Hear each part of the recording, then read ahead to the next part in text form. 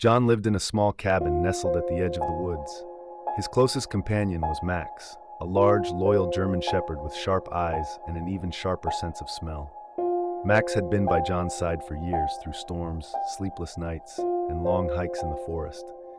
But what made their bond even stronger was John's 10-year-old daughter, Lily. Max adored her, and Lily often joked that Max was her big, furry brother. One crisp autumn evening, John prepared dinner while Lily played outside. The sun was setting, casting long shadows across the clearing in front of their cabin.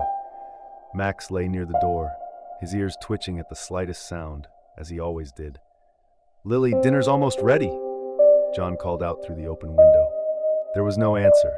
John frowned and wiped his hands on a towel. He leaned out the window. "Lily, did you hear me?" Still no response. That was strange. Lily was never far from the house. John walked out onto the porch, looking around. The golden light of the setting sun painted the forest, but there was no sign of his daughter. "Max," John said, his voice steady but tense. "Go find Lily." Max was on his feet in an instant, his ears perked and nose to the ground. The dog sniffed the air, then bolted toward the edge of the woods. John grabbed a flashlight and hurried after him, his heart pounding harder with every step. As they plunged into the forest, the sounds of the night grew louder. The rustle of leaves, the distant hoot of an owl, the snap of twigs underfoot. Max moved with purpose, weaving through the trees. Every so often he stopped, sniffed, and let out a low growl. "Lily!" John shouted, his voice echoing through the woods. No reply. Then Max barked, a sharp, urgent sound that sent chills down John's spine. The dog had stopped at a cluster of bushes, his body tense, his tail low. Owen shone the flashlight over the bushes, expecting to see Lily, but instead he found something that made his stomach drop. It was Lily's scarf, caught on a branch, torn and dirty. "Lily!" John yelled again, louder this time, his voice cracking. Max growled, his teeth bared, and took off deeper into the woods. John had no choice but to follow, fear gripping him like a vice. As they moved further from the cabin, the forest seemed to grow darker, the trees closing in around them. Max suddenly stopped, his ears flat against his head, staring into the shadows ahead. He let out a low, menacing bark. John raised the flashlight, his hands trembling, and then he saw it. Two glowing eyes peering back at them from the darkness. John's breath caught in his throat as the glowing eyes blinked and shifted. The figure moved closer, and the flashlight beam revealed a large animal, a wolf, its fur matted and its teeth gleaming in the faint light. It growled low and steady, its eyes fixed on Max. "Easy, boy," John whispered, gripping Max's collar. The dog stood firm, a low growl rumbling from his chest. The wolf didn't retreat. Instead, it circled, its movements slow and deliberate. Then John noticed something strange, blood smeared on the wolf's fur. His heart sank. Was it Lily's? Suddenly, Max barked, a loud, powerful sound that echoed through the trees. The wolf froze for a moment, then darted off into the underbrush. John barely had time to process what had just happened before Max took off again, this time barking furiously. "Max! Wait!" John shouted, stumbling after him. The chase felt endless.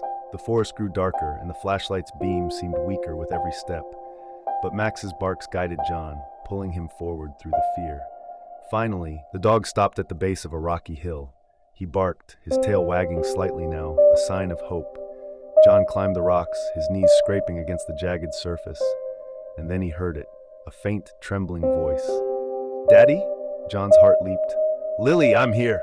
At the top of the hill, tucked into a narrow crevice between two boulders, was Lily. Her face was pale, her clothes torn, but she was alive. "Lily!" John dropped the flashlight and scooped her into his arms. Tears streamed down his face as he held her tightly. "I've got you, sweetheart. You're safe now." "Max found me," Lily whispered, clinging to him. "I got lost, and then there was a wolf. It chased me, but Max scared it away." John looked at Max, who stood proudly nearby, his tongue hanging out as if this had been just another day's work. But before they could celebrate their reunion, a sound echoed through the forest, a deep, guttural growl, followed by the snap of branches. John turned, his blood running cold. Emerging from the trees was not one wolf, but three, their eyes glowing in the dark, their teeth bared. "Max," John said, his voice low and urgent. The dog stepped forward, his body tense, his gaze locked on the approaching predators. John placed Lily behind him, shielding her with his body. The wolves crept closer, their growls growing louder, their movements synchronized like a hunting pack. Max barked again, louder this time, his stance defiant. The lead wolf lunged, and Max leaped to meet it, teeth flashing. "Run, Lily!" John yelled, grabbing her hand, but she froze, her eyes wide with fear. The forest erupted into chaos, barks, growls, and the terrifying sound of snarling wolves. Max fought fiercely, holding his ground, but the other two wolves circled around, their eyes locked on John and Lily. Just when all seemed lost, a piercing whistle cut through the night. The wolves paused, their heads snapping toward the sound. Max growled, his body poised for another attack. Out of the shadows stepped a figure, a tall man with a hooded cloak and a rifle slung over his shoulder. He whistled again, and the wolves immediately retreated, vanishing into the woods as quickly as they had appeared. The man lowered his hood, revealing a weathered face and sharp eyes. "Looks like you folks got yourselves into a bit of trouble," he said, his voice calm yet commanding. John stood frozen, clutching Lily's hand. Max growled softly, unsure whether this stranger was friend or foe. "Who are you?" John finally managed to ask. The man smirked, his eyes glinting in the faint light. "Someone who knows these woods better than you do. Now let's get out of here before those wolves decide to come back." John hesitated for a moment, his grip tightening on Lily's hand.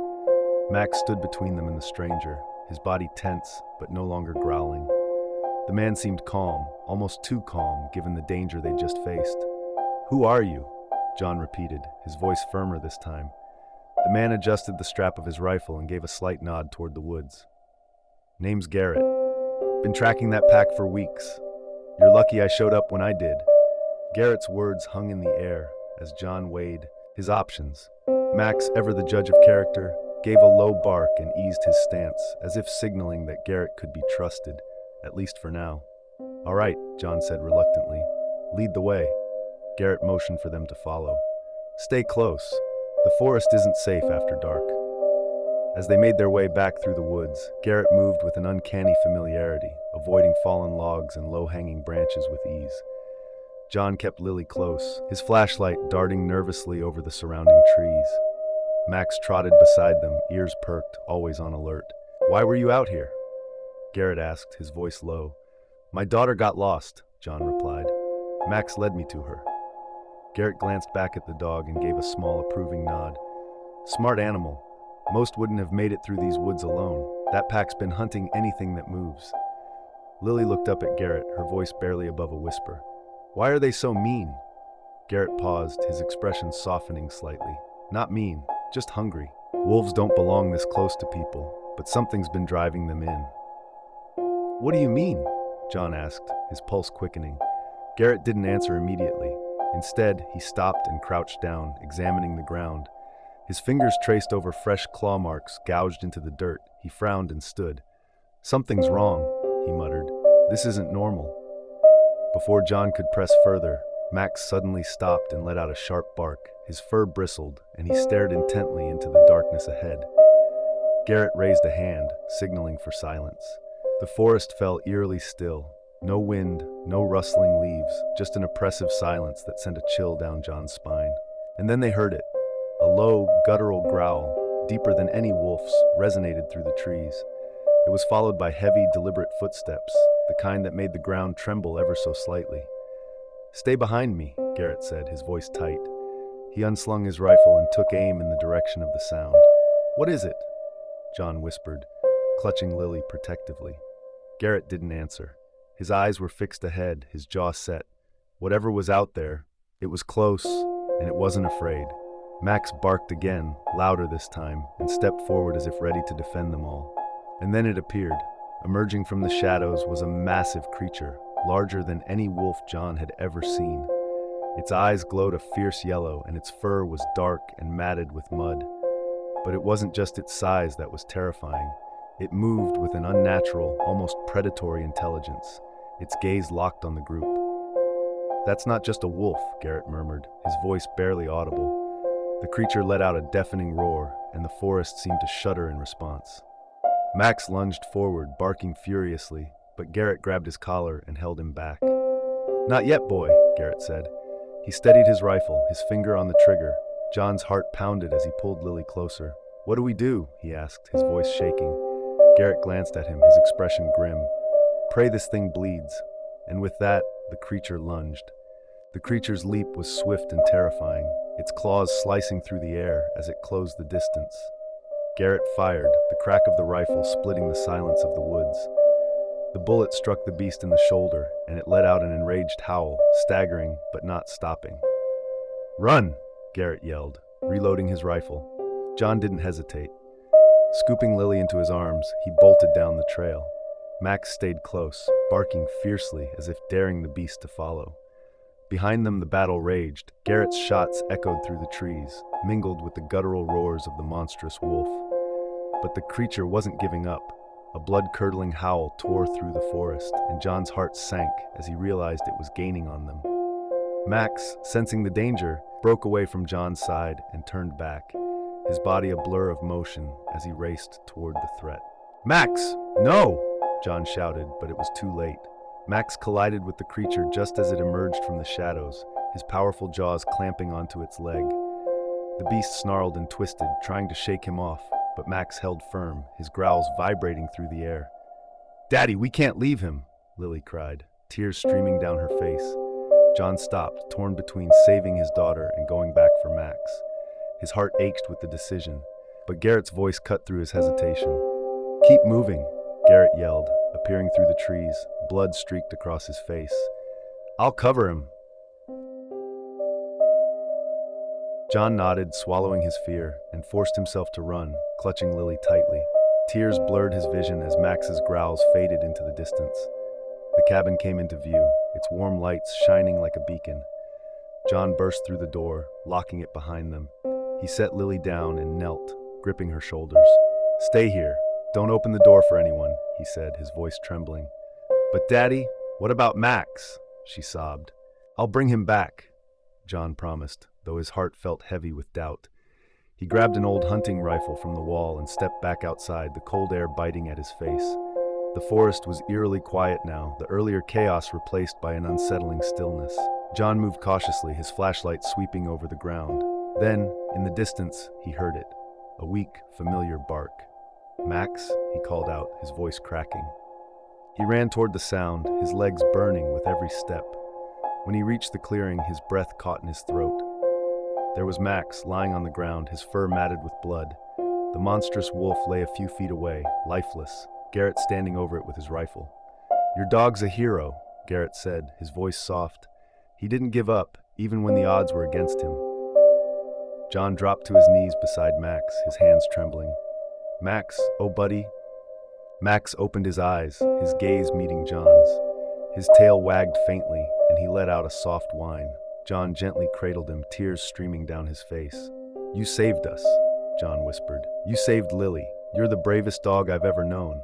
Max licked John's hand weakly, his eyes filled with trust and love. Garrett knelt beside them, placing a reassuring hand on John's shoulder. "He's hurt, but I think he'll pull through," Garrett said. "We need to get him back to the cabin and patch him up." With Garrett's help, John carried Max back home. Lily ran to them, her face lighting up with relief when she saw Max. "Max," she cried, kneeling beside him. "You're my hero." They worked through the night, tending to Max's wounds. John stayed by his side, speaking softly to him, promising he would always be there, just as Max had always been there for them. As dawn broke, the first rays of sunlight spilled into the cabin. Max, though battered and bruised, wagged his tail as Lily gently stroked his fur. John sat beside them, his heart full of gratitude. "We're a family, Max," John said, his voice thick with emotion, "and a family never gives up on each other." Max let out a soft bark, his way of agreeing. Outside, the forest began to stir with life again. The danger was gone, but the memory of Max's bravery would remain forever. For John and Lily, their bond with Max had deepened in a way words could never capture. Max hadn't just saved Lily that night. He had shown them the true meaning of love and loyalty. And though the scars of that night would linger, they knew they could face anything together.